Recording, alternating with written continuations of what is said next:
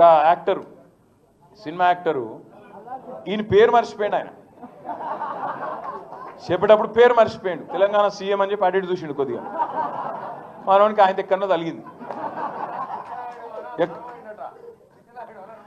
అయితే నేనేమంటున్నా, గింత అన్యాయం అని పేరు మర్చిపోతే జైలు పెడతావు. ఇక గట్లా తయారైండు మన చిట్టినాయుడు.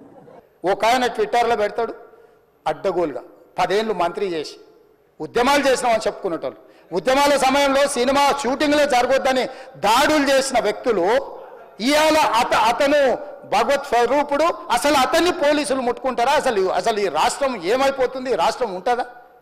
ఈ రకంగా రాజకీయ పార్టీలు అధ్యక్ష, రాజకీయ పార్టీలు ప్రజాప్రతినిధులుగా చనిపోయిన ప్రాణాల విలువ లేకుండా చావుకు కారణమైన ప్రత్యక్షంగా పరోక్షంగా అయిన వాళ్ళని పోలీస్ స్టేషన్కు విచారించడానికి పిలిస్తే కూడా అది కూడా తప్పుపట్టి ప్రభుత్వాన్ని బద్నాం చేయాలి, ముఖ్యమంత్రిని తిట్టాలని ఎంత నీచమైన భాష వాడింది అధ్యక్ష. యూట్యూబ్లలో మీరు చూడండి.